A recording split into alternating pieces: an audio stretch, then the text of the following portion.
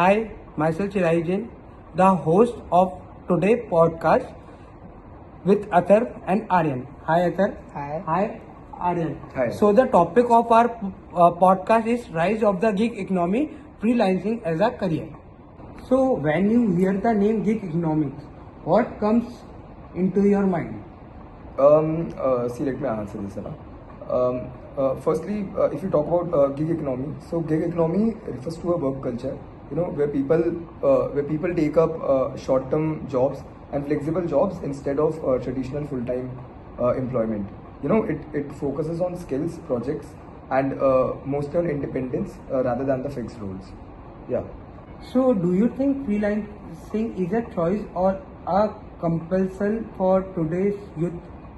Well, Chirayu, I would like to say that it is a choice because if a particular person is having some skills and he or she wants to express that skills to the world, so it becomes a choice. It becomes a choice. But I would also say that it is a compulsion because today, comparatively, there's not so many job opportunities. So there are people bounded that they have to express their skills compulsorily in order to earn more. So yeah, that's my opinion. Answer. Thank you so much. How would you define freelancing in a simple terms? Well, Chiraya, I would say that freelancing is basically a skill that an individual hold and using that skill as a service and providing it to multiple clients and earning some money. That is what we call freelancing, and it can be done on permanent basis or temporary basis, depending on the person. So yeah, that's freelancing. If freelancing existed 30 years ago, how would it if freelancing existed 30 years ago, how it would impact on career? If freelancing existed 30 years ago, it would have impacted the career in a very brutal way, right? So I think career would have been more skill based rather than degree based, right? And job changes would have been more frequent, and people if it existed 30 years ago, freelancing, then people would rely less on single-handed employers, right? So the first impact would be like there would be very frequent changes in the job, and people will rely less on the single-handed employers. And as I said at the very beginning, that career would be more skill-based rather than degree-based. And I think skill-based career is something that leads any person to actually genuinely enhance their productivity and know where they are lacking and where they can grow very well. Yeah. What types of the job or industry are influencing by freelancing today? Well, Chirayu, I love creating content. Not myself, but I love creating content for other people. Yeah. So in content creation, there are many important things. That is like videography, cinematographies, editing, graphic designing, and many things. Basically, digital marketing, I would say that. So if you are into this particular field, so an individual skill of making only capturing moments, clicking the pictures of like we say the pre-wedding shoots are going on. So there are people who are doing business in this particular field and earning very great. And then there are some people who want to work from home. So they are good at editing, they are good at graphic designing. So they can use their skills over there and can also use it as a side income. It is not important to go completely on this. If I'm a person, I want to take a placement, so I will take a placement, I'll do my job, then I'm having my weekends. So wasting that time, I can use that time to use my skills and earn some more money. So that is what we can do. And there are many in other industries too. And also I do want to add on that if you're a student and if you even know the basic level of Excel, so you can very easily do the data entry work by going on the there are many sites available for freelancing, like it's Upwork and a lot of Fiverr. These are one of the two famous sites which are available.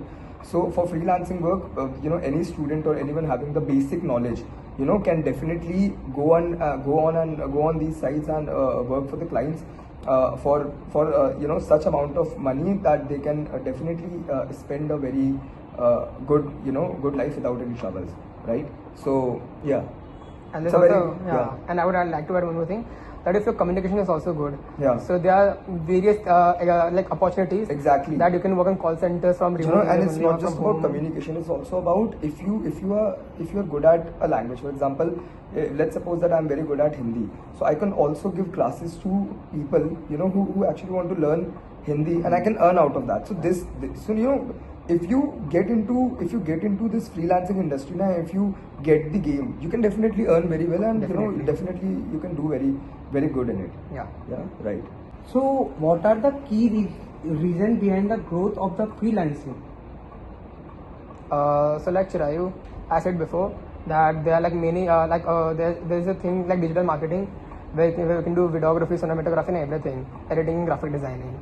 But to do this particular thing, we need advancement, we need technology, we need application, a base where we can do this particular thing. So if I want to go into the field of like graphic designing, so we can use Adobe Photoshop.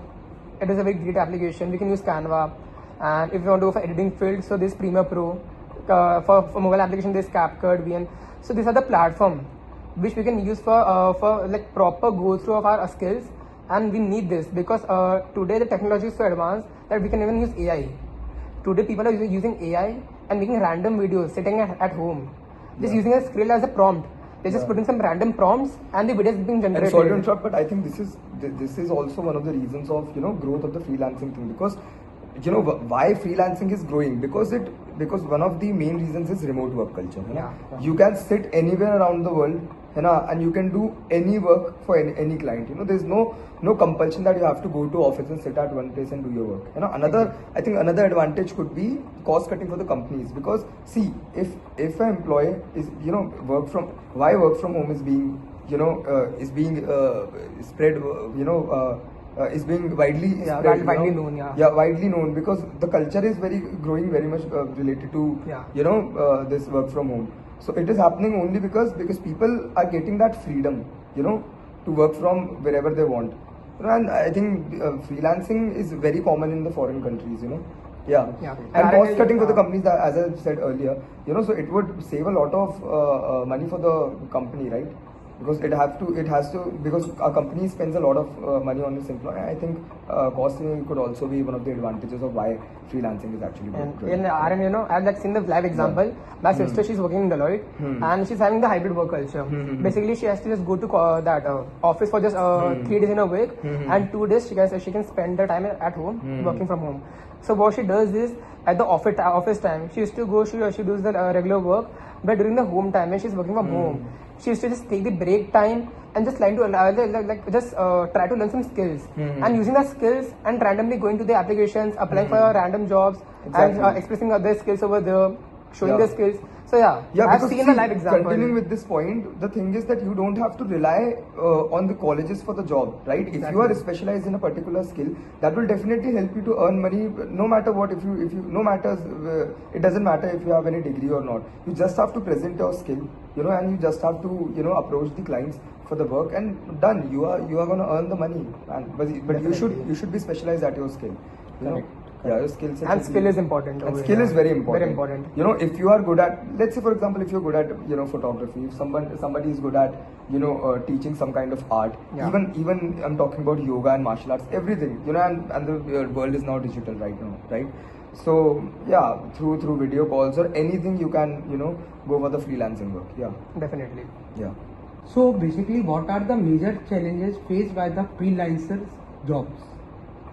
See, the major challenges that freelancers face is, I think one of the major challenges would be income stability, right? So most of the freelancers, you know, are facing a problem of income instability. Now, what is happening is, in a year, you know, there might be a possibility that a freelancer would get, you know, a work from a client for, let's suppose 4 months, you know, but after 4 months, what will happen? A condition could, you know, be developed, like after 4 months he would not get another client, right? So I would love to, you know, pass on this conversation to Athav, because he will tell further more about it. Yeah. So like there's one more thing I would like to add on, that is the competition in the market. Exactly, the competition. Like I said that a person should have a skill. So that same skill is having that same skill is in so many people in the world.